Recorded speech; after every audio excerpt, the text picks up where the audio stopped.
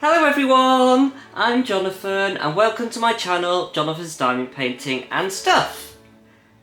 If you're new here, welcome, and if you're coming back to me, welcome back. I'm so glad to have you here today. Now, as I'm sure you can tell, looking at the surroundings now, this is another first on my channel. It will very much come under the Stuff title, but it's also tying in with my #Spooky Autumn 2024 event running on my Facebook group, Jonathan's Diamond Painting. See the details below or at the end at the beginning of the video, where we're doing a little challenge each week alongside diamond painting. So I wanted to start a bit basic. This is the first time I've ever done a video like this, so do bear with me, but I'm welcoming you to my kitchen. Yes. And I'm very much hoping I'm able to crop out all the stuff on a shelf on this side, because in order to get my kitchen in perfect nick for this video, I obviously had to shove loads of stuff onto a shelf, as you do. I'm honest, at least.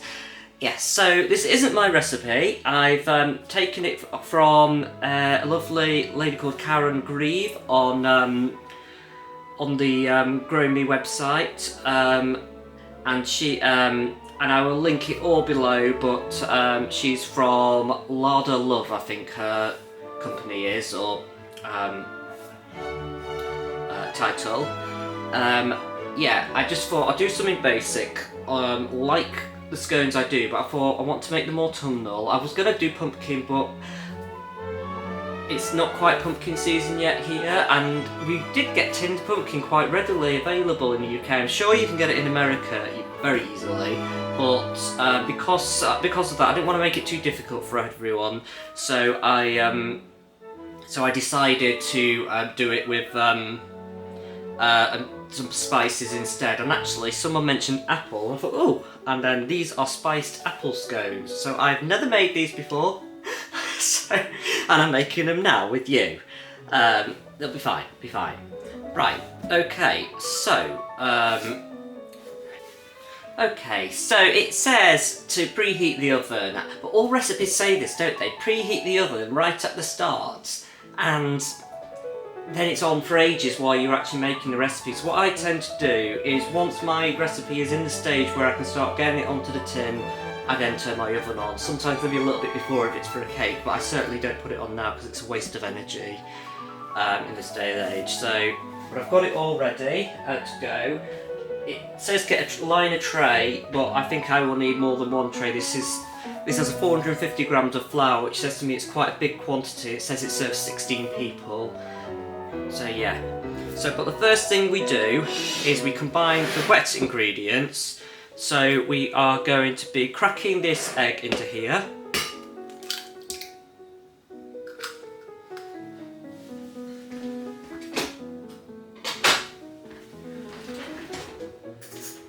Some people like to use a knife, and of course I've got a tiny bit of shell in there. It's not to worry.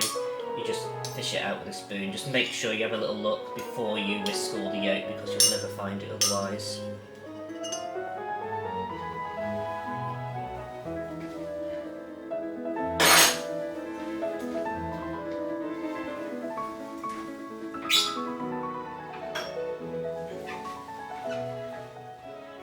So that's one large egg in the UK. I don't know how your eggs are in American sizes, but that's I think we have size 1, 2 and 3, but we tend to use mostly large in our recipes here. But, and we're getting 2 tablespoons of golden syrup. Now you can use corn syrup if you're in America. And the recipe actually calls for ginger syrup, but I don't have any. It's not the sort of thing I have in.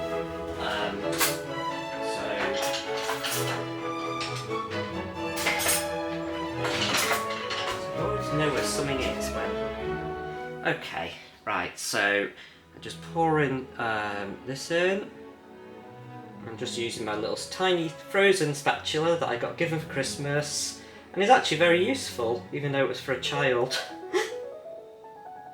Just to, you know, spread out in all those tiny containers like this. So just making sure not wasting any. and this is the sugar for the recipe. So you don't have that much sugar in scones, and it is pronounced scone as in bone, if you're wondering.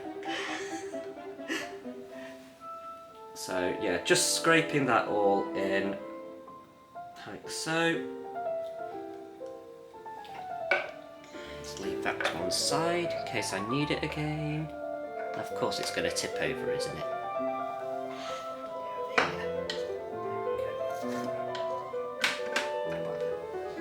Okay, and then we have 125 mils of Greek yoghurt for buttermilk. And I just realised I made a mistake because I should have measured this before I put all the other ingredients into the jug. But no worries, I've got another jug which is very good for measuring thick liquids. Now it's actually quite handy because we make our own yoghurt with our Instant Pot that you can probably see behind me. I mean, you can get yogurt makers, but the Instant Pot, which is like an electronic pressure cooker, does it really well. But this yogurt was quite runny, just because that's a bit too much. Just because we had to start. Basically, the way our yogurt works is basically it's really good. But each yogurt you make, it gets a little bit runnier, and then we start again with another fresh yogurt from the supermarket, and then so just to make sure.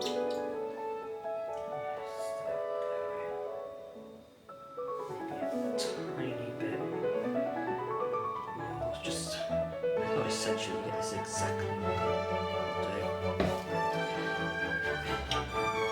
yeah, so anyway, we went on holiday and then Alan just used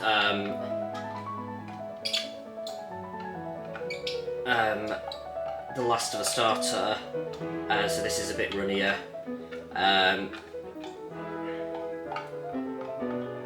fine.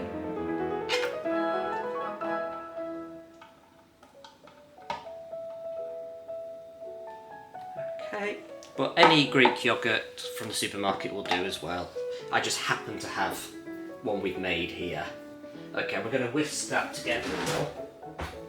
Of course I have a whisk for all occasions. I've got a teeny tiny one. I've got a little bit bigger one. And I've also got this big one, but you can only use that with glass or metal containers, not another step, it'll scratch. So I think for today, I will use this medium-sized one, and so just going to whisk all that together.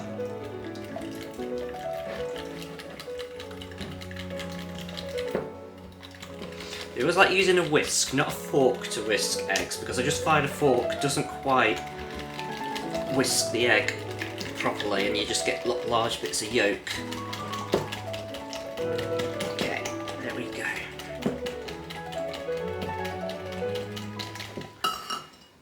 So that's that bit done, and we're setting that aside for now. I'll come back to that later. And now we get the big bowl. Ooh.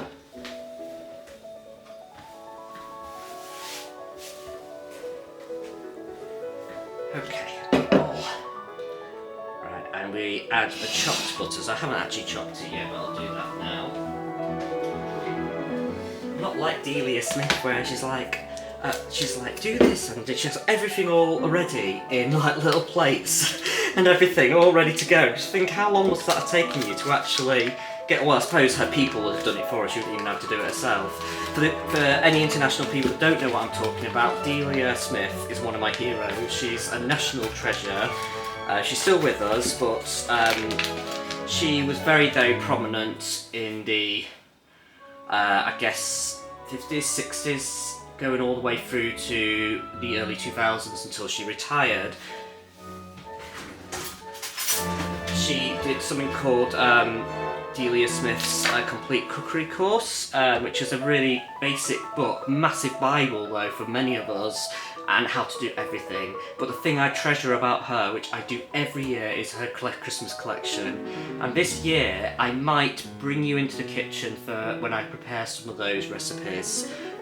Because there's a lot of preparation, there's a lot of soaking of fruits and everything, you know, so hopefully I'll be able to do that this year. Okay, so we need 100 grams of butter, so you can use a digital scale if you want. I just happen to have this out today.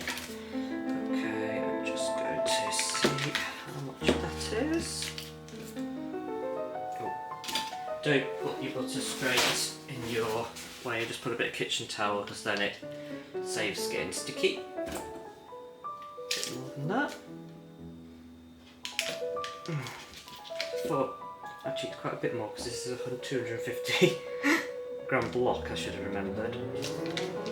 I don't always cook with butter, but I thought for this sort of recipe it's okay. It's just I hate how long it takes to get to room temperature, because normally with a cake you need it soft, and it just annoys me having to get it ready that quickly.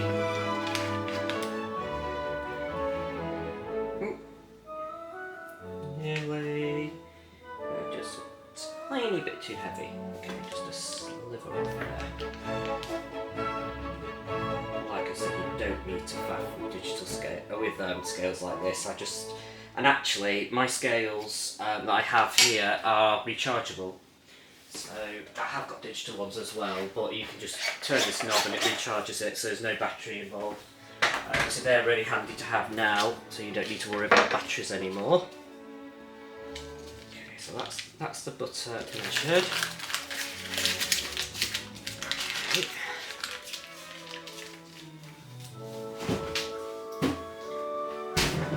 I'm just going to chop this into little squares, because I imagine we're going to be folding this in. Now, as I was saying, I don't like working with butter, but because this butter has to be worked cold, I don't need to wait for it to get to temperature, so I don't mind. And also, I just think, well, traditionally, I suppose, I always thought it was healthier to use margarine than it was butter, but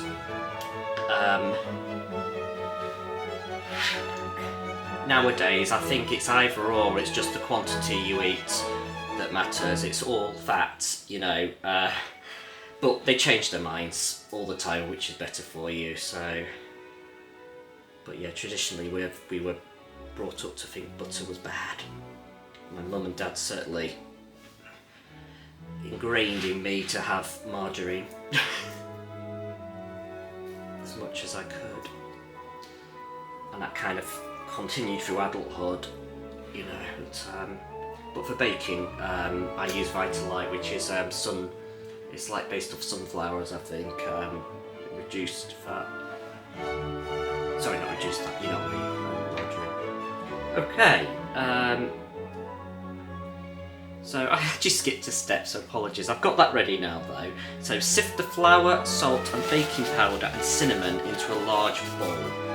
Yes, sorry, the one sieve I want is like wedged at the back, you know, it's always the way, isn't it? Okay. Okay, right, so 450 grams of flour, so just get my weight. 2, 4, and 50. And I'm just going to measure the flour into here. And this is plain flour because we're using baking powder. Now, for those of you who don't totally understand what baking powder and bicarb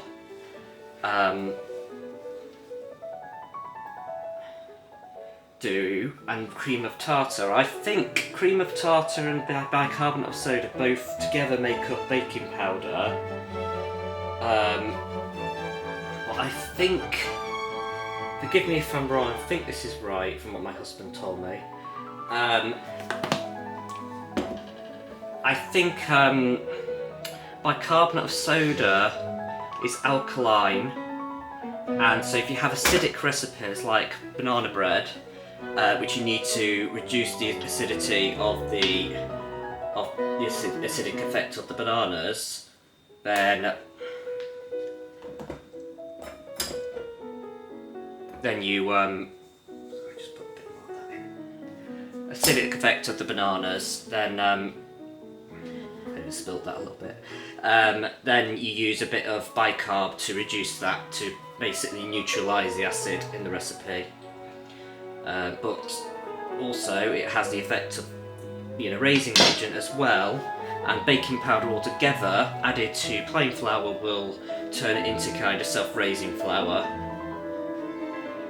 And why not use self-raising flour, you say? Well, sometimes you want to control more how much rise you have in a recipe. You know, so it just all depends. Okay, so that's that bit sifted. Right, and then I need a pinch of salt. Of course, there's a tiny bit of salt in the container. I don't have a salt crock, I just have this container. Because we only really use salt like this in baking. We have like a grind of things for the rest. And then baking powder, as I was discussing, of course it's in the cupboard that I just went into.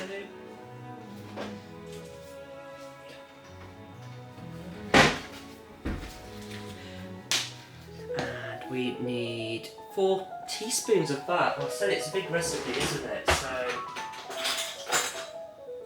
the only reason I've not reduced this recipe really is because it had 1 egg in it, so it felt a bit like I'm not going to put half an egg in something, you know. So I thought I'll make the full quantity.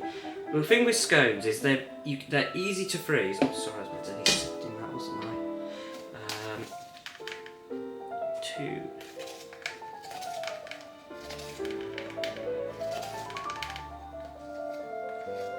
3, 4. There we go. Right, and then I think that just leaves the cinnamon. My hands are clean, so just... You can use a spoon though to push that through the sieve. Cinnamon, love a bit of cinnamon. Half a teaspoon of ground cinnamon.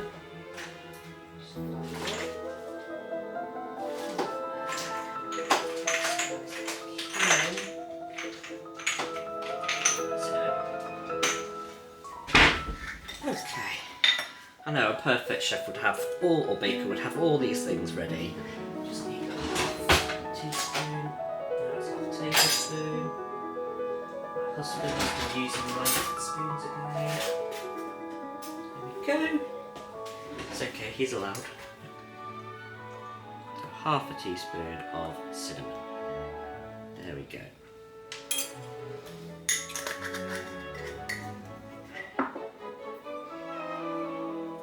I admit there's not a lot of cinnamon for that size of recipe, but we do have the apples as well, so which will bring in some flavour. Okay, and then we just add the butter, and then we rub it in until we get a breadcrumb-like mixture.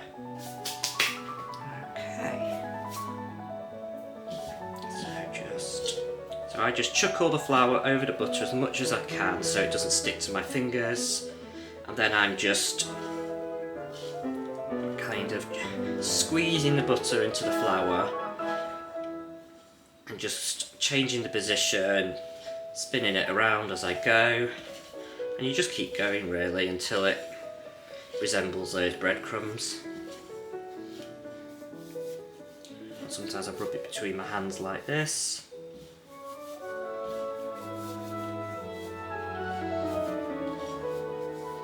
As the butter gets smaller. I don't like getting sticky and messy and everything in baking. I don't know why. You know, I like making stuffing balls. Like I always ask my husband, Alan, to do it because I'll just make it flat. I'll just spread it into a dish flat if I make it, whereas Alan will actually make it into balls. I'm trying not to speed up this video because I just feel like if I'm talking to you as I'm doing it, you can be doing it at the same time. So hopefully this will be like kind of quite a cool as we go video, you know. So yeah, that is all roughly resembling breadcrumbs. Just make sure I've got all of it. it's not hard science, you know, but you can see that's more breadcrumb-like texture, and you just don't want too many lumps of butter in there.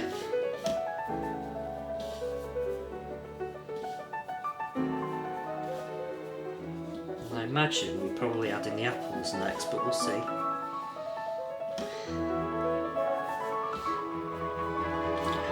That's ready. Okay, I'm just going to rinse my hands. So,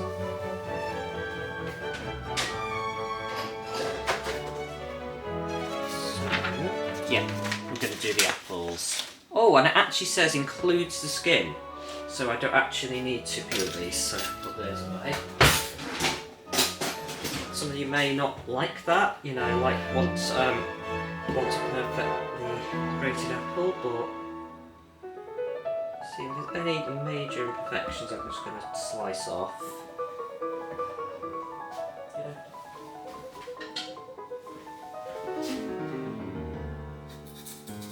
And these are eating apples, so these are Braeburn apples in the UK, but any kind of apple that you would eat as a snack, not cooking apples, because cooking apples are too tart for this sort of recipe.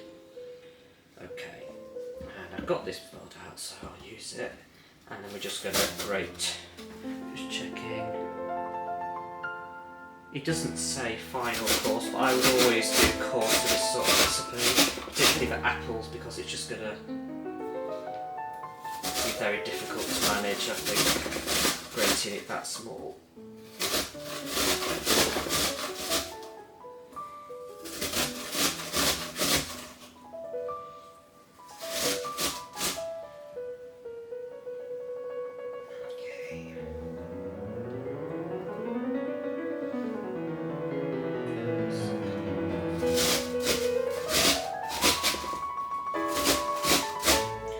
Obviously not grating the core.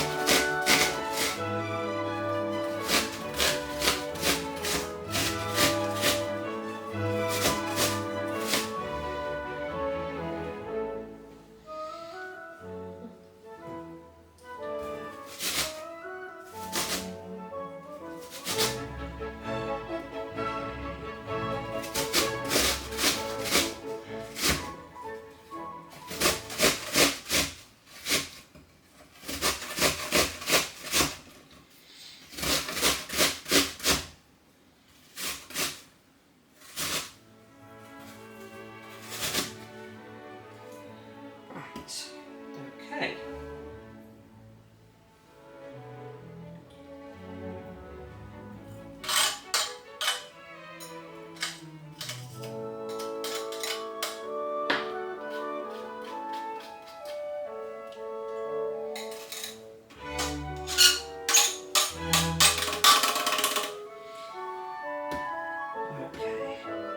And then add the apple to the mixture and stir it. Yeah.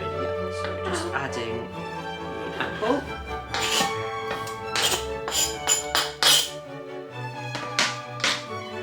Just get a large metal spoon and just stir all this apple in.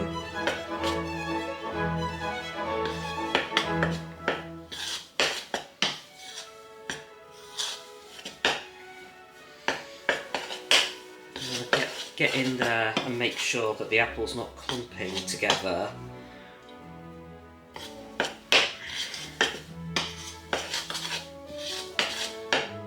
The next stage we'll deal with it a little bit as well, I think.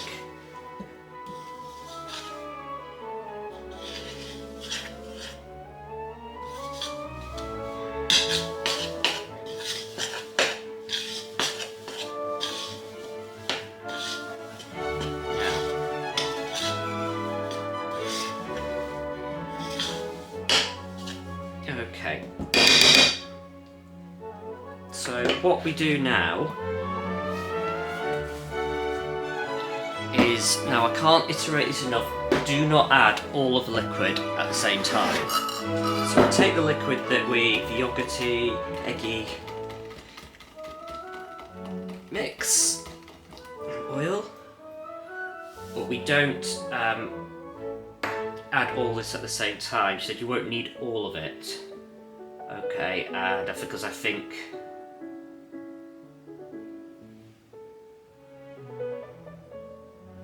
I'm just trying to figure out if there's a place where here you brush the tops with some of it. So I'm just gonna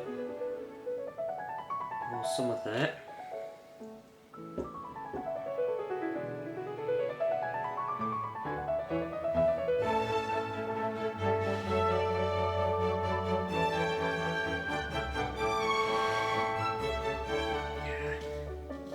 Now we're just going to make a dough with it.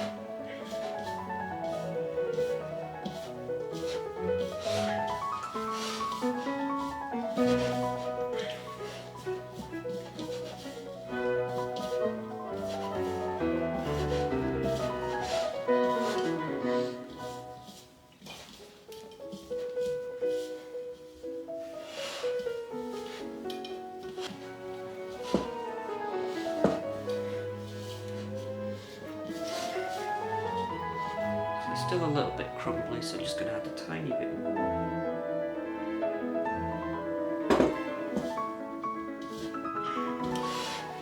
I'm just really kind of squeezing it around, moving it around to incorporate all that dry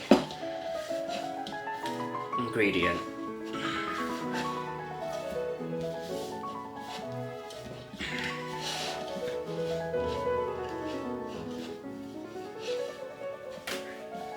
With scones, you need less than you think, you know, in terms of liquid, but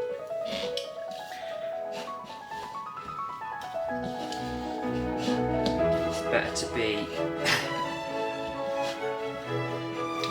drier than wetter, but obviously you don't want it falling all over the place. I think I need a teeniest bit more, judging by how much falling apart. Just gonna take it round a little bit more.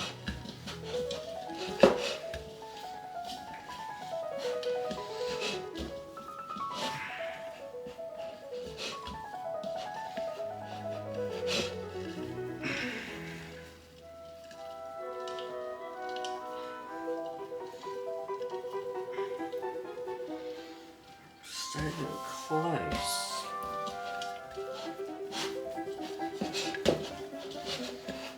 Basically, you're forming a dough, so it should be coming away from the edges of the bowl quite cleanly, which it is doing. So I think that is just about right. There's a few dry bits falling off, but I'll probably be able to wipe them up and absorb them into it. See, so it's, you just knead it a little, not a lot. You don't actually need to knead a dough like this very much. It's not like bread, it's not got any yeast or gluten in it that you need to activate. And then I'll just get my mat out and I will roll this out.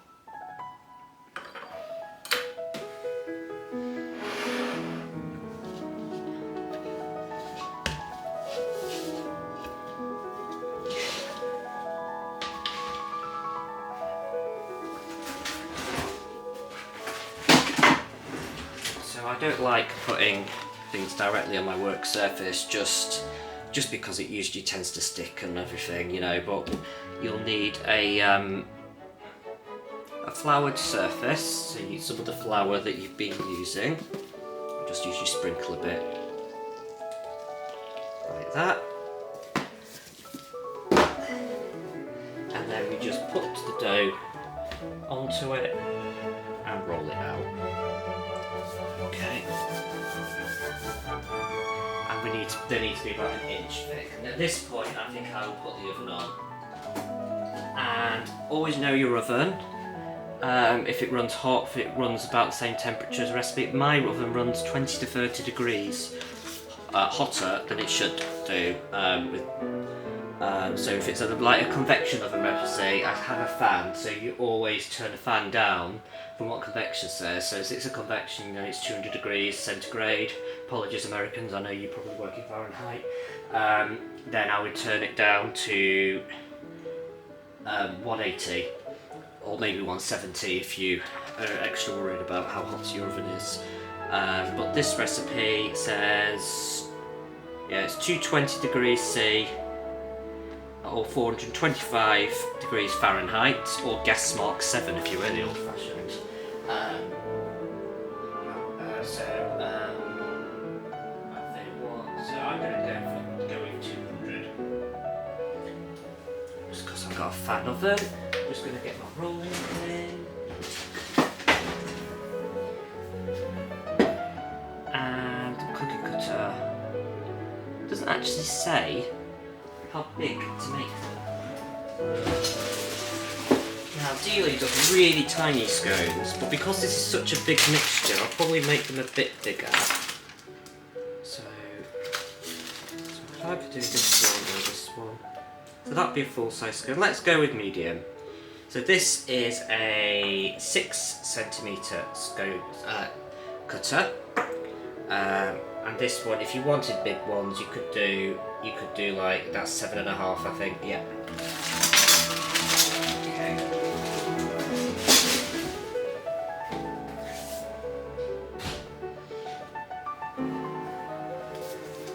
Just a little bit of flour over the top. Apologies, I didn't think if you had a cutter or not. I mean, if you don't have a cookie cutter, I imagine you could just cut out little squares and then just round them off before you put them in the tin.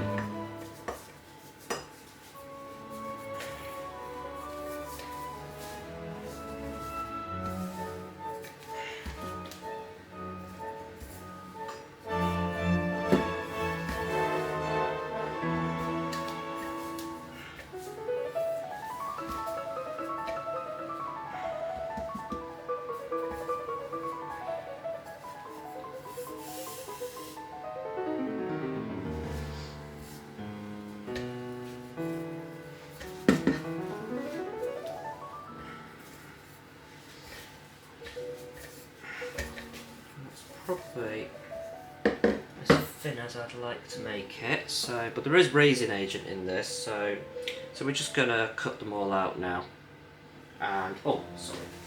If you don't have any Teflon sheets, I found these really useful Teflon sheets. They're just washable and they last forever, and they're just amazing non-stick things. If you don't have any of them, then just I put some baking parchment or grease-free paper on the tin, and I'm just cutting these out. This dough is really well formed actually.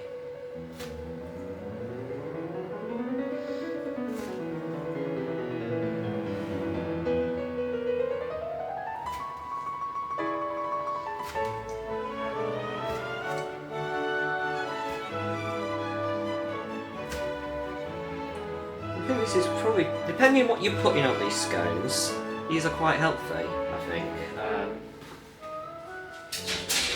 Get my... So, you don't need to leave too much space between them. The scones don't rise incredibly, just a little bit. Well, they don't go outwards, not like cookies which kind of spread out as they cook.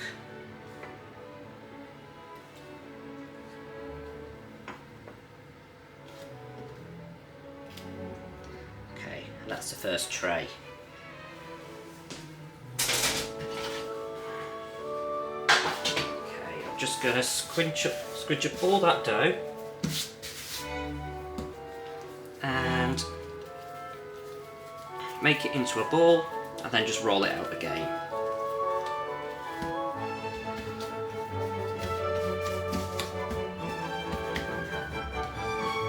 Okay, just a tiny bit of flour.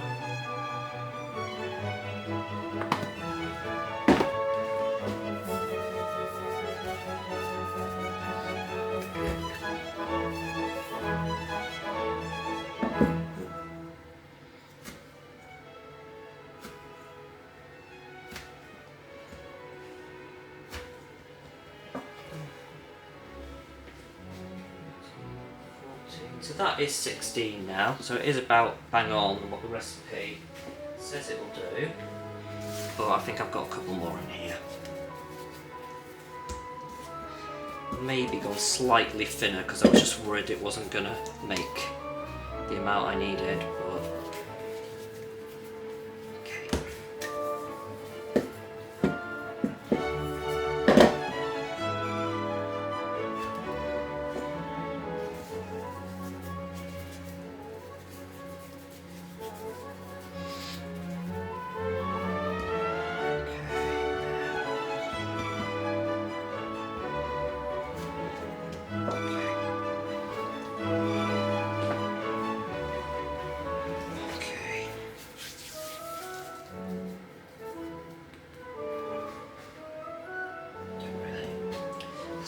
Okay, and then it says brush the tops with the leftover eggy mix. So I'll just move this and I'll show you how we do that.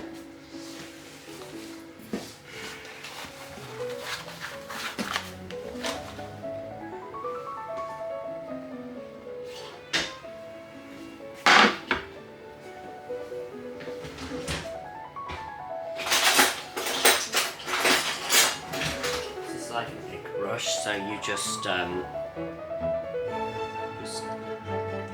whip it around the batter a little bit, and you just spread it.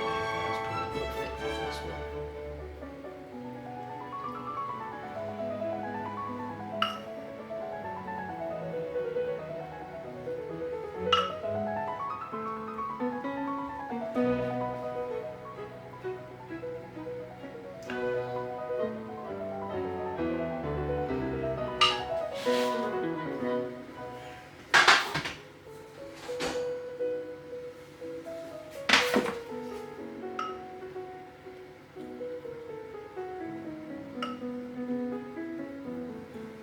And actually my oven is not at temperature yet, so that was a good decision, you know. It's nearly there, I think. So mine takes about 7 minutes, I think, to reach temperature. So it's not the quickest, but it's not the slowest either.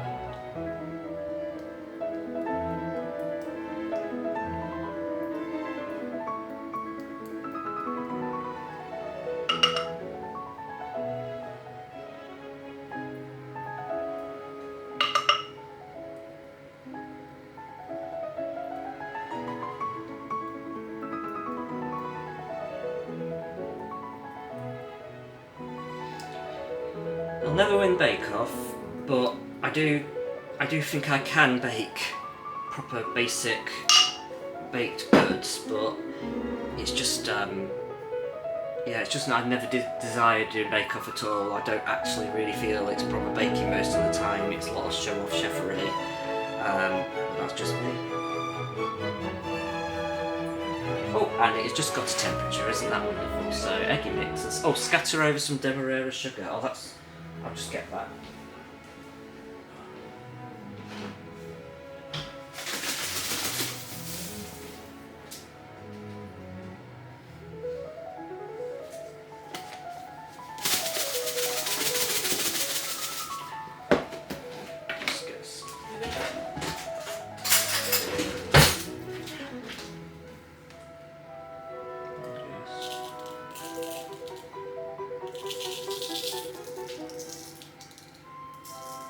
You could leave the demerara off if you want a slightly healthier snack, or if you want these to be savoury. Because there's very little sugar in these, so I think you could have either jam or cheese on them, to be honest. But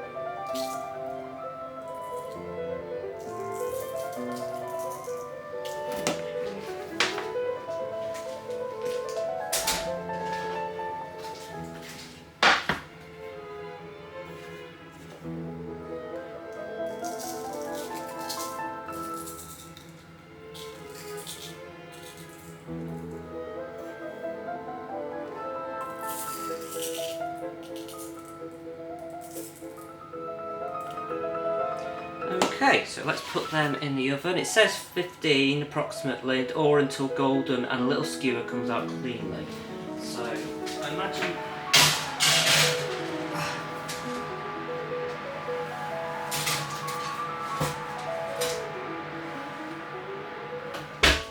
imagine they'll need the full time, but we'll see.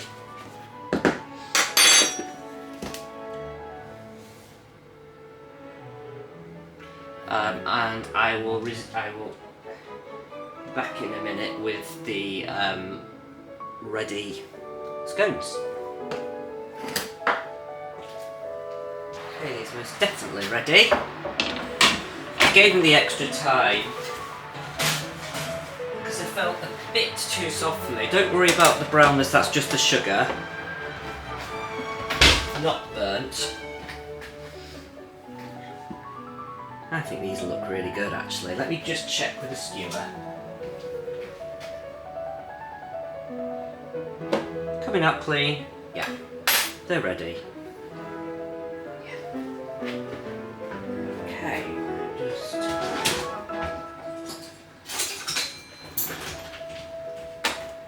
going to tongs, transfer all of these over to here. In a minute I will try one. Well, I'll cooled a little.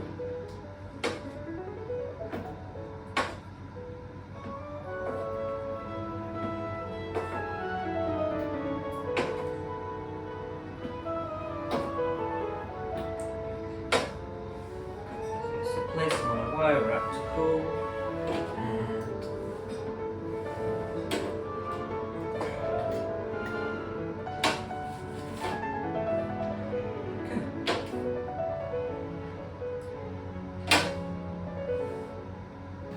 Okay.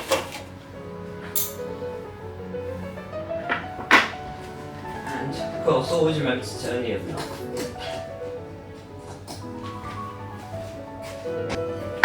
Okay, so I'm just going to test this one.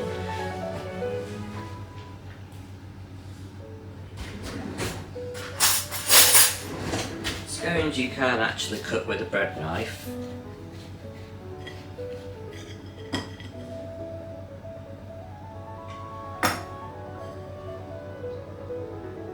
Yeah, I thought it was undercooked for a second, but it's the apple in it. It smells really good.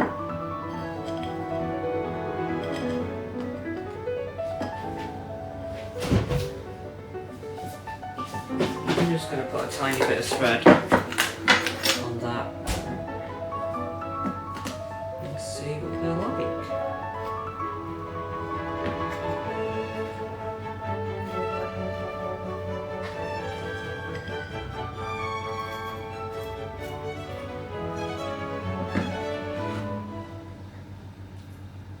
Go. Beautiful scone.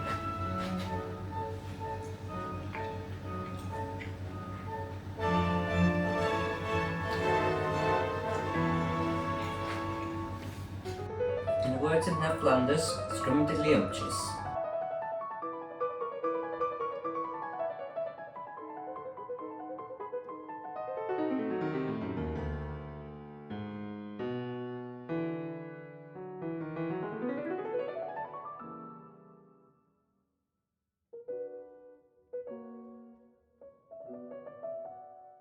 So thank you for watching my very first cooking video. I hope it was okay, and I really hope you have fun baking these. And if you're in the autumn event, you know, on my Facebook page, please just post your progress. I'll put an album up before this goes up for people to post their pictures, you know, of their own scones. You know, I thought I'd do something basic, and I might do something a little bit more advanced towards the end of the event, but yeah, these work really well for me, and I hope they do for you too.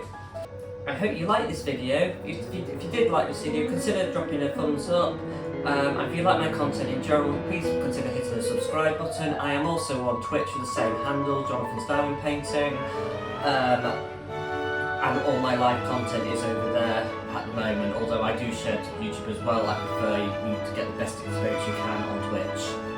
So, yeah, thank you for watching, and I'll see you in the next video. Bye for now!